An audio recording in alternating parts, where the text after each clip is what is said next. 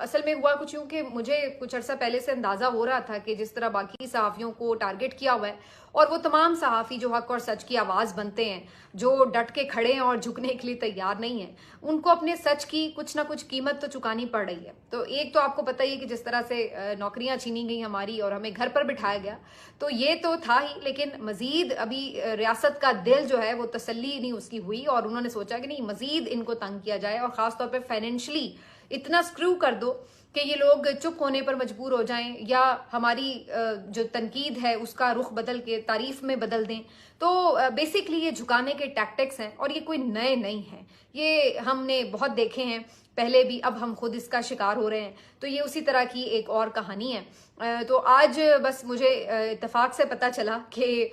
मेरे जो bank accounts हैं उनको फ्रीज कर दिया गया है। मैं नॉर्मल रूटीन के मुताबिक ही एटीएम गई और जब मैंने वहां से अपने कुछ पैसे निकलवाने की कोशिश की तो पता ये चला कि जनाब मेरा जो रकम है वो नहीं आ सकती, मतलूबा सहूलत मुझे दस्तयाब नहीं है। जब मैंने बैंक के अंदर से जाकर उसका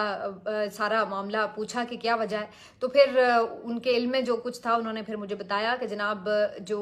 ख़ास तौर पर आपको पता है कि इस सिलसिले में अथॉरिटी बनाई गई है NCCIA, उसकी तरफ से उसकी कंप्लेन पर बैंक अकाउंट जो है वो मेरा फ्रीज कर दिया गया है। मेरे नाम पर पहले 2-1 बैंक अकाउंट थे, लेकिन वो चूंकि यूज़ में नहीं थे तो वो तो ऑटोमेटिकली बंद हो गए थे। तो अब ये वाहिद अकाउंट था मेरा जो फंक्शनल था और जिसके अंदर मेरी ट्रांजैक्शन सारी होती हैं, तो ये अकाउंट जो है उसको अब ब्लॉक कर दिया गया है। तो यानी अगर आप राइट नाउ मुझसे पूछें कि जनाब आप इस वक्त कैसे अपना घर चलाएंगी, आपकी रकम कहाँ पर जो आपकी रकम उसमें मौजूद है, वो भी कोई बहुत लंबी चौड़ी नहीं है लेकिन जितनी भी है, तो जी वो आप कैसे इस्तेमाल कर सकती हैं, तो इस वक्त मेरे हाथ में ऐसी कोई चीज़ भी मौजूद नहीं है। मुझे ये भी बताया गया कि मेरे खिलाफ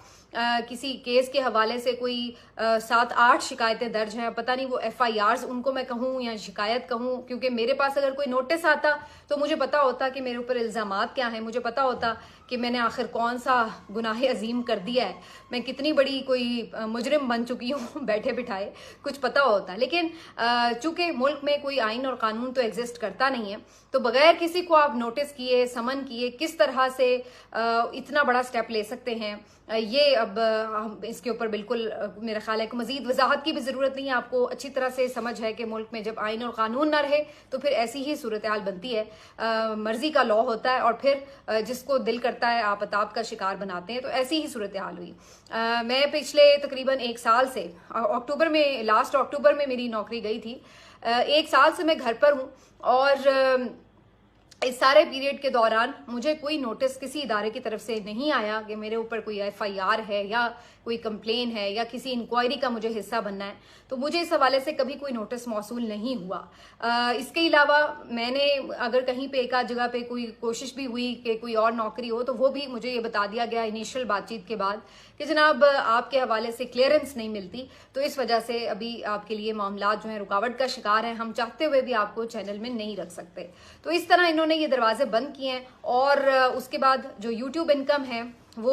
जाहिर है मेरे पास इस वक्त वाहिद सोर्स रह गया था, तो उस हवाले से अब इन्होंने ये बैंक अकाउंट फ्रीज किया है, जिसकी वजह से जाहिर है मुझे अब मुश्किलात आएंगी कि मैं जो फाइनेंशली अपने मामलात हैं उनको देख नहीं सकती। तो ये जो सारी सूरत हाल है अफसोसनाक तो है, लेकिन अगर कोई इससे ये समझ रहा है कि जी इससे हमारी आवाज़ बंद हो जाएगी, या कोई ये समझ रहा है कि इनकी हमायत में हमारी जो राय है वो बदल जाएगी, तो इस तरह के हथकंडों से राय बदला नहीं करती, बल्कि आप तो और अपने आप को एक्सपोज करते हैं और आपके खिलाफ राय और बदलती है। यानी आप ये कह सकते हैं कि हमें या तो आप हमारा जुर्म बताइए कि जी ये हमने कुछ किया है और उसके ऊपर जो है आपके खिलाफ यूं कानूनी कार्रवाई हो रही है तो सर आंखों पर, लेकिन आप कभी जुर्म नहीं बताते, कभी कोई एक लफ्ज नहीं दिखाते कि कहाँ हमने कोई गैर कानूनी गैर आईनी बात की और उसके अलावा ही आप इस तरह के इकदामात उठाते हैं। और सहाफ़ियों के साथ ये कोई नई रविश नहीं है। हम मुसलसल एक देख रहे हैं इस रजीम में कि जिस तरह से सहाफ़ियों को मुल्क छोड़ने पड़े हैं,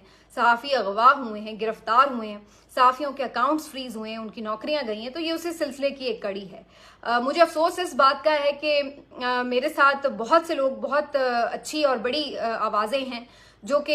काम कर रही हैं इस वक्त मुख्तलिफ चैनल्स में, और बहुत से ऐसे लोग हैं जिनके साथ राब्ते रहते हैं, लेकिन किसी की तरफ से भी कोई आवाज़ नहीं उठाई गई, क्योंकि अगर उनको लगता है कि ऐसी कोई आवाज़ उठाई जाए तो उनके ऊपर भी शायद कोई सख्तियां हो सकती हैं। जबकि मेरी तरह जो और बहुत से अताब का शिकार सहाफ़ी हैं उनकी तरफ से बहरहाल दर्जनों लोगों ने मुझे कॉल्स की हैं। मैं उन सब की बड़ी शुक्रगुजार हूँ। उन्होंने हर तरह की हिमायत और सपोर्ट का यकीन दिलाया, और इसी तरह बहुत से लोगों ने नेक तमन्नाओं का कमेंट्स में अपने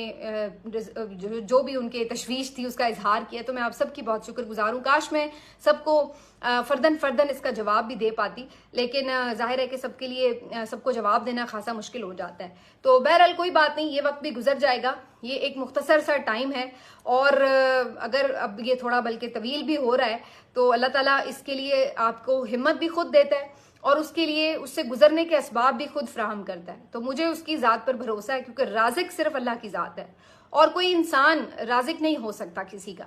तो अगर अल्लाह की ज़ात पर जो है आपका ईमान हो तो फिर कोई ऐसी डगमगाने की बात नहीं होती। अल्लाह का शुक्र है कि इस बात पे ईमान है कि अल्लाह ताला अपनी जनाब से हर चीज़ अता भी करेगा और असबाब भी बनाएगा। सिर्फ एक चीज़ मैं ज़रूर इस मौके पे कहना चाहती हूँ कि जिस टाइम पे किया गया ये